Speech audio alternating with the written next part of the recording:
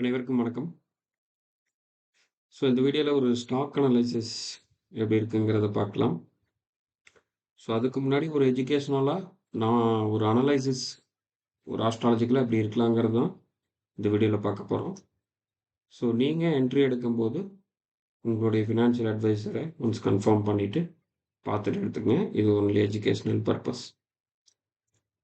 இப்போ நீங்க Canara பேங்க்குடைய market movement நம்ம இப்போ பார்க்கலாம். ஸோ ஆஸ் பர் ஆஸ்ட்ராலஜிக்கலாக மூவ்மெண்ட் பார்த்துட்டிங்கன்னா கிட்டத்தட்ட 129 மேலே கிட்டத்தட்ட ஒரு வாரத்துக்கு மேலேயே மார்க்கெட் க்ளோஸ் ஆகி நின்றுச்சு. இது டே கேண்டில்.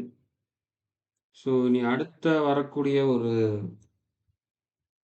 1 or 2 வீக்ஸ்க்குள்ள பார்த்தீங்கன்னா மார்க்கெட் ரியாக்ஷன் 140 + 144 போறதுக்கான வாய்ப்புகள் ரொம்ப அதிகமாக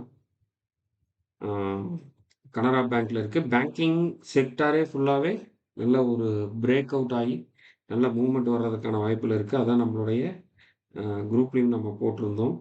இன்னைக்கு நிஃப்டி பார்த்தீங்கன்னா நம்மளுடைய செகண்ட் ஹாஃப்ல ஒரு நல்ல ஒரு ரெக்கவர். அது கரெக்டாக அந்த சப்போர்ட் ஜோன் வரும்போது நம்ம சொல்லியிருந்தோம். ஓகே.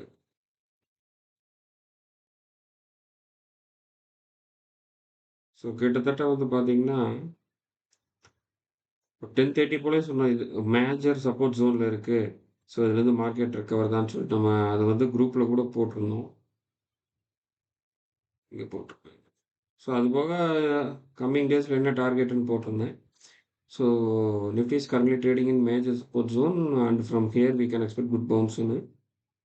அது ஆஸ்ட்ராலஜிக்கல் வியூ. கிட்டத்தட்ட நம்ம போட்ட டைம் 10:30. அங்கிருந்து உங்களுக்கு கண்டினியூஸ் உங்களுக்கு ரெக்கவர் தான் நிஃப்டி நடந்திருந்தது. இது எல்லாமே நம்ம ஆஸ்ட்ராலஜிக்கலாக நான் சொல்கிறேன். எந்த டெக்னிக்கல் நான் பெருசாக அதில் பயன்படுத்தலை. ஜஸ்ட் ஆஸ்ட்ராலஜிக்கலான நம்ம சொன்னதான் அதே அனலைசிஸ் தான் இப்போ கனரா பேங்க்குக்கு நம்ம கொடுத்துருக்கேன். இது உங்களுடைய ட்ரேடிங்க்கு ஏதாவது ஹெல்ப்ஃபுல்லாக இருந்துச்சுன்னா உங்களுடைய சப்போர்ட்க்கு நீங்கள் தாராளமாக பயன்படுத்திக்கலாம். இல்லை இந்த ஆஸ்ட்ராலஜிக் அனலைசிஸ் நீங்கள் பண்ணணும் அப்படின்னா நம்ம ஃபுல் மாஸ்டர் கிளாஸ், அதாவது ஸ்டாக்ஸ் ப்ளஸ் நிஃப்டியோடைய கிராஃப் இதெல்லாம் எப்படி பண்ணணுங்கிறத நம்ம கோர்ஸ் எடுக்கிறோம்.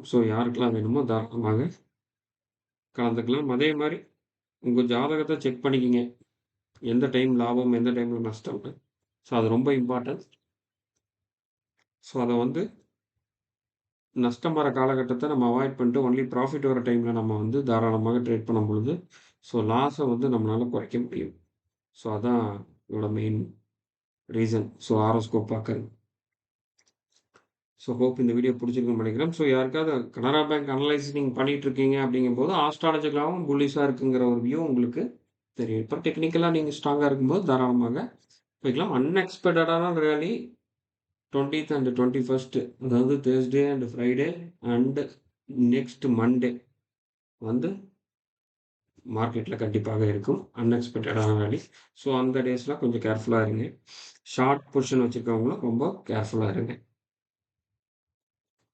ஹோப் இந்த வீடியோ பிடிச்சிருக்குன்னு நினைக்கிறேன். மீண்டும் இன்னொரு வீடியோவில் சந்திப்போம். நன்றி.